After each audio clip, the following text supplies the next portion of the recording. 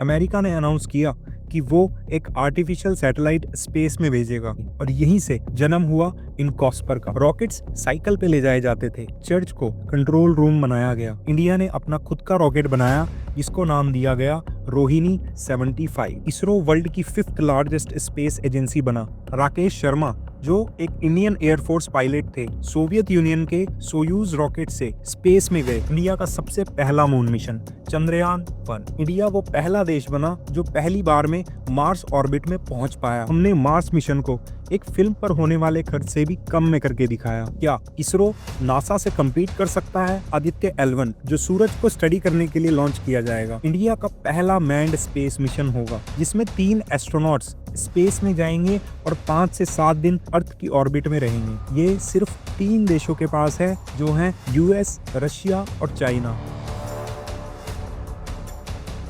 आज हम बात करेंगे एक ऐसे दौर की जो दुनिया के लिए टर्निंग पॉइंट था और जहां से नींव रखी गई हमारे देश के स्पेस रिसर्च ऑर्गेनाइजेशन की। साल 1947 वर्ल्ड वॉर सेकंड खत्म हुए अभी सिर्फ 2 ही साल हुए थे, लेकिन फिर भी अमेरिका और सोवियत यूनियन के बीच टेंशंस कम होने के बजाय बढ़ती जा रही थी। दोनों देश दुनिया के नए सुपर पावर्स बन चुके थे, लेकिन उनकी पॉलिटिकल आइडियोलॉजीज कैपिटलिज्म और कम्युनिज्म की थी, एक दूसरे के बिल्कुल अपोजिट। और यही कारण बना कोल्ड वॉर के स्टार्ट का। ये एक ऐसी वॉर थी जिसमें वेपन्स से ज्यादा दिमाग चलाया गया। न्यूक्लियर वेपन्स बन रहे थे और intercontinental ballistic missiles ICBMs design की जा रही थी जो एक कॉन्टिनेंट से दूसरे कॉन्टिनेंट तक न्यूक्लियर बॉम्ब्स ले जा सकती थी। लेकिन इस आर्म्स रेस का एक अनएक्सपेक्टेड आउटकम था जो रीजन बना इसरो के जन्म का। दोनों कंट्रीज जानते थे जो पहले स्पेस तक पहुंच गया उसका मिलिट्री एडवांटेज सबसे ज्यादा होगा। 1955 में अमेरिका ने अनाउंस किया कि वो एक आर्टिफिशियल सैटेलाइट स्पेस में भेजेगा। सिर्फ कुछ दिन बाद सोवियत यूनियन ने भी वैसा ही सेम अनाउंसमेंट कर दिया और साल 1957 में सोवियत यूनियन ने सबको पीछे छोड़ते हुए लॉन्च किया स्पुतनिक 1, दुनिया का पहला आर्टिफिशियल सैटेलाइट। सिर्फ 1 महीने बाद ही स्पुतनिक 2 लॉन्च कर दिया गया जिसमें एक डॉग था जिसका नाम था लाइका। जहां ये सब चल रहा था वहीं इस दौर में एक Indian scientist doctor Vikram Sarabhai quietly observe कर रहे थे इस टेक्नोलॉजिकल रिवॉल्यूशन को। स्पुतनिक के लॉन्च से इंस्पायर होकर उन्होंने रियलाइज किया कि अगर इंडिया को डेवलप होना है तो स्पेस टेक्नोलॉजी को सीरियसली लेना होगा। 1962 में उन्होंने PM जवाहरलाल नेहरू को कन्विंस किया कि इंडिया को अपना स्पेस प्रोग्राम शुरू करना चाहिए और यहीं से जन्म हुआ इन कॉस्पर का, Indian national committee for space research. आगे चलकर जिसका नाम बदलकर इसरो रख दिया गया, जिसके बारे में हम आगे बात करेंगे। लेकिन अभी हम जानेंगे कि कैसे शुरुआत में रिसोर्सेज कम होने के बावजूद हमने अपना पहला स्पेस मिशन सक्सेसफुली लॉन्च किया। शुरुआत में रॉकेट्स साइकिल पे ले जाए जाते थे क्योंकि कोई बेहतर मोड ऑफ ट्रांसपोर्टेशन अवेलेबल नहीं था। कोई बड़ा इंफ्रास्ट्रक्चर ना होने के कारण एक चर्च को कंट्रोल रूम बनाया गया। रिसोर्सेज की कमी थी लेकिन हमारे साइंटिस्ट का जोश फिर भी कम नहीं हुआ। 1963 में इंडिया ने नासा की हेल्प लेकर अपना पहला रॉकेट लॉन्च किया, एक साउंडिंग रॉकेट, जिसके बाद इंडिया ने अपना खुद का रॉकेट बनाया जिसको नाम दिया गया रोहिणी 75।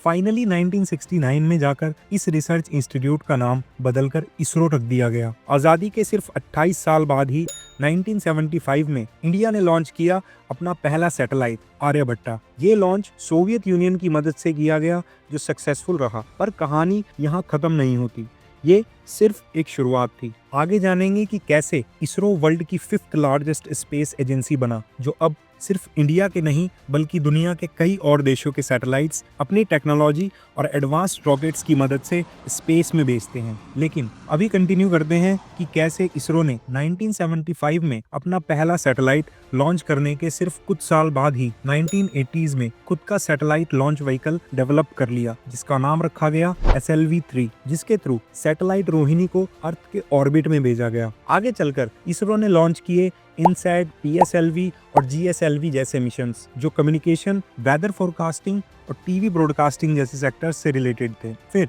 साल 1984 में राकेश शर्मा जो एक इंडियन एयरफोर्स पायलट थे, सोवियत यूनियन के सोयूज रॉकेट से स्पेस में गए और बन गए स्पेस में जाने वाले पहले इंडियन सिटीजन। कुछ सालों से हम सुनते आ रहे हैं इसरो के चंद्रयान मिशन के बारे में। इसकी शुरुआत हुई थी साल 2008 में, जब इसरो ने लॉन्च किया था इंडिया का सबसे पहला मून मिशन चंद्रयान 1। और इसकी सक्सेसफुल लॉन्च के सिर्फ 5 साल बाद ही 2013 में लॉन्च किया गया पहला मंगलयान, जिसके बाद इंडिया वो पहला देश बना जो पहली बार में मार्स ऑर्बिट में पहुंच पाया। और कमाल की बात ये थी कि वो भी सिर्फ 74 मिलियन यूएस डॉलर्स में, जो नासा के इतने बड़े मिशंस पर होने वाले खर्च से आधे से भी कम था। हॉलीवुड की एक फिल्म जिसका बजट था 108 मिलियन डॉलर्स और हमारे इस स्पेस मिशन में होने वाला खर्च था सिर्फ 74 मिलियन यूएस डॉलर्स, जिसका मतलब ये है कि हमने मार्स मिशन को एक फिल्म पर होने वाले खर्च से भी कम में करके दिखाया। जाहिर सी बात है, अब आप सबके मन में ये सवाल उठ रहा होगा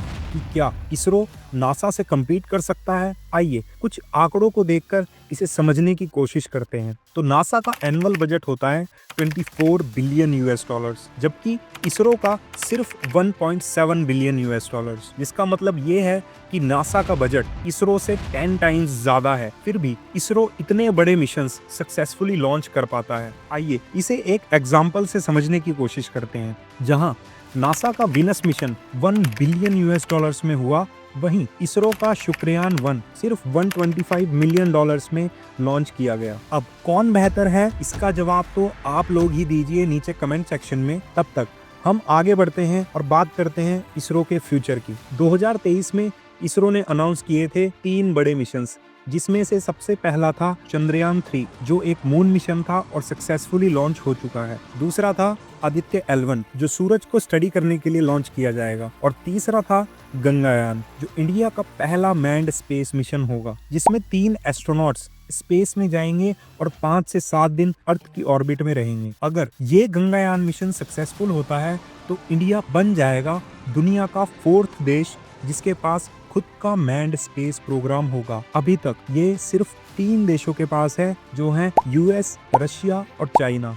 नासा और इसरो में बेहतर कौन है, ये जानने के लिए हमें समझना होगा इन दोनों स्पेस एजेंसीज का विजन, जो बिल्कुल अलग है। नासा एक्सप्लोर करता है स्पेस को, जबकि इसरो डेवलप करता है स्पेस रिलेटेड टेक्नोलॉजीज को। लेकिन एक बात इन दोनों एजेंसीज में कॉमन है, जो है ड्रीम्स बियॉन्ड अर्थ। अगर आपको ये वीडियो पसंद आया हो तो ऐसी और भी अमेजिंग स्टोरीज और फैक्चुअल वीडियोस देखने के लिए इस चैनल को सब्सक्राइब करें, लाइक करें और अपने दोस्तों के साथ शेयर करें।